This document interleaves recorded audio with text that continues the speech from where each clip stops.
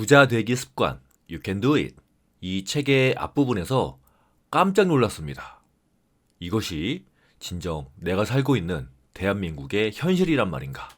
우리나라의 급속한 고령화는 이미 익히 잘 알고 있었습니다.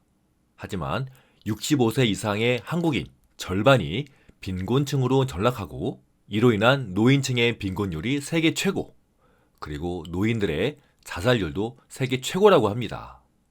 자살의 이유는 경제적인 어려움이라고 하네요. 도대체 무엇이 문제일까요?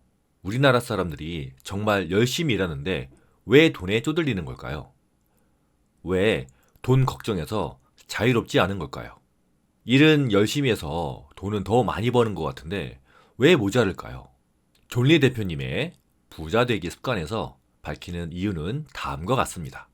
첫 번째, 금융 문맹. 금융 문맹은 돈에 대한 지식이 부족해서 돈을 제대로 관리하지 못하거나 활용하지 못하는 것을 의미합니다. 즉, 돈에 대해 배우지 않았다는 거죠. 아시다시피 미국의 운동선수들은 전성기 때 엄청난 고액 연봉을 받습니다. 하지만 그 중에 절반이 은퇴 이후에 파산한다고 하네요. 왜? 금융 문맹이기 때문에. 그렇기 때문에 얼마를 버느냐보다는 금융에 대해서 얼마나 아는지가 더 중요하다는 것을 의미합니다. 저도 이 글을 보면서 반성이 많이 됐어요. 저도 소비가 좀 큰 편이거든요. 한국의 금융 문맹도 심각하다고 합니다. 그나마 동학개미 운동의 영향으로 금융 이해도 분야에서는 이제 OECD의 평균을 넘었을 뿐이라고 하네요. 하지만 2013년도에 조사한 결과에 따르면 바람직한 금융 생활에 필요한 의식은 조사 대상 14개 국가 중에서 최하위권이었다고 합니다. 실제로 우리나라의 금융 지식이 아프리카의 나라들과 비슷하다는 조사 결과도 있어요. 세계적인 신용평가사 스탠더드 앤 푸어스에서 2015년에 전 세계 148개국 성인 남녀 15만 명을 대상으로 조사한 세계 금융지식 보고서에 따르면 한국의 정답률은 33%밖에 안 돼서 전체 77위를 차지했다고 합니다. 그런데 놀라운 것은 이 순위가 아프리카의 말리, 알제리 등과 비슷한 순위라는 거죠. 저는 그 당시에 실제로 이 뉴스를 접했었는데 이 뉴스를 보고서 저는 깜짝 놀랐습니다. 열심히 일해도 가난한 두 번째 이유는 바로 잘못된 소비 습관입니다. 불필요한 소비로 인해서 돈으로부터 멀어지고 있으며 이로 인해 부자 되기와도 멀어지고 있다는 거죠. 그러면서 존 리 대표님은 잘못된 소비의 예 3가지를 드셨습니다. 첫 번째는 사교육비입니다. 아시겠지만 우리나라의 사교육비는 연간 20조 원의 규모라고 하죠. 이 사교육비가 부모와 아이들 모두 가난하게 만드는 주범이라고 합니다. 더 재밌는 건 사교육을 하는 이유죠. 왜? 옆집 아이가 하니까. 다른 아이들도 다 하니까. 하지만 존 리 대표님은 공부를 잘하는 것이 부자의 속성은 아니라고 말합니다. 여기에 대해서는 저도 동감합니다. 공부를 잘하는 것은 대기업의 노동자가 되는 것뿐이죠. 실제로 2020년에 일부 엄마들 사이에서는 부동산 가격이 너무 올라가니까 학원비를 아껴서 차라리 집을 사주는 게 아이들에게 더 도움이 되겠다라는 말도 있었습니다. 잘못된 소비의 두 번째 예는 자동차입니다. 자동차는 사는 순간부터 중고가 되죠. 그렇기 때문에 감가상각이 시작이 됩니다. 통계청에 따르면 자동차를 유지하는 한 달 평균 유지비는 78만 원이라고 하네요. 이 78만 원으로 매월 저금하면 1년이면 936만 원이네요. 약 1000만 원 돈.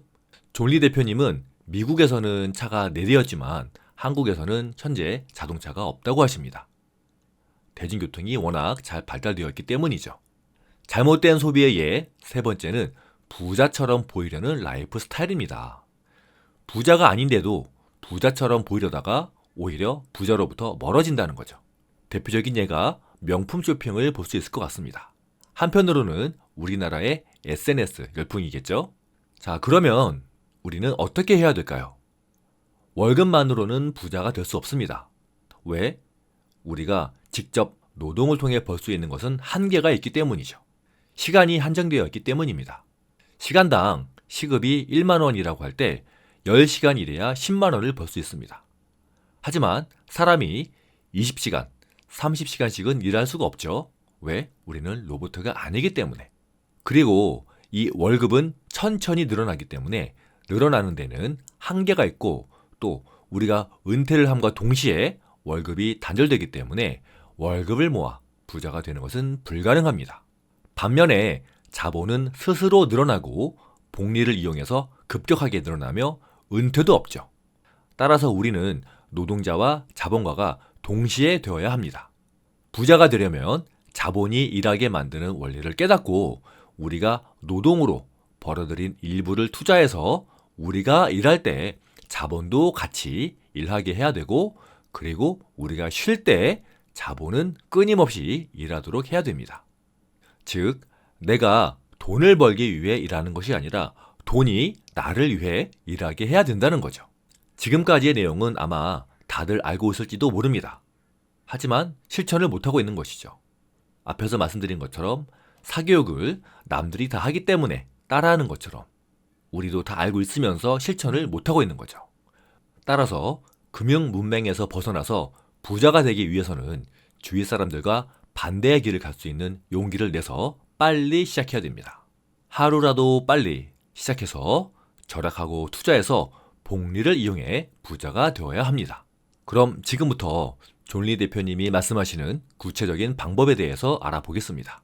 간단합니다. 월급의 일부로 좋은 기업의 주식을 꾸준히 사서 20, 30년 장기 투자하는 것이죠. 20, 30년이 너무 길다고요? 주식 투자는 그 기업의 동업자가 되는 것입니다. 그 기업이 성장하기를 기다리는 것입니다. 따라서 오랫동안 투자할 수 있어야 됩니다. 1년 뒤에는 큰 차이가 없지만 5년 뒤부터 달라지고 20, 30년 뒤에는 큰 격차가 벌어집니다. 그리고 우리는 20, 30년 후에 미래를 보고 투자하기 때문에 단기간에 등락에 크게 개의치 않습니다. 단기간의 수익률에 일희일비할 필요가 없는 거죠. 특히 자신이 투자한 회사가 돈을 잘 벌고 있으면 주가가 하락해도 걱정할 필요가 없습니다. 왜? 주가는 장기적으로 회사의 가치를 반영하기 때문이죠. 기업의 펀더멘털이 좋으면 결국 주가는 장기적으로 오르게 되어 있습니다. 따라서 좋은 기업의 주식을 흔들림 없이 보유하는 것이 가장 확실하고 유일한 방법입니다. 그렇기 때문에 오히려 주가가 하락하면 매수할 좋은 기회로 여기고 여유롭게 생각하자는 거죠.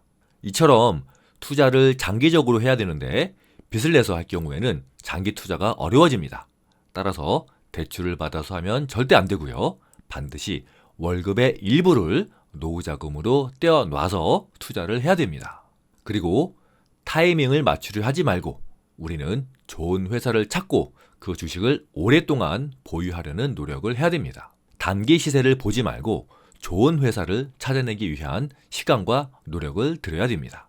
그럼 지금부터는 가장 중요한 내용, 좋은 회사를 고르는 방법에 대해서 이야기해 보겠습니다. 좋은 회사를 선택하는 것은 동업자를 구하는 것과 비슷하다고 합니다.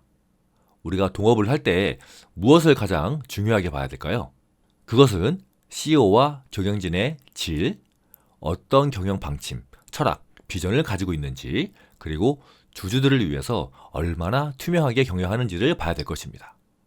그리고 어떻게 돈을 벌고 쓰고 있는지도 봐야 되고요.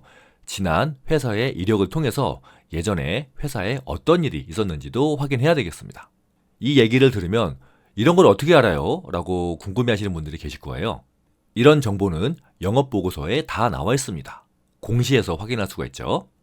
대차대조표와 손익계산서를 통해서 어떻게 돈을 벌고 어떻게 돈을 쓰고 있는지 알 수 있고요. 영업보고서를 통해서는 장기적인 회사의 수익성과 안정성을 알 수 있습니다.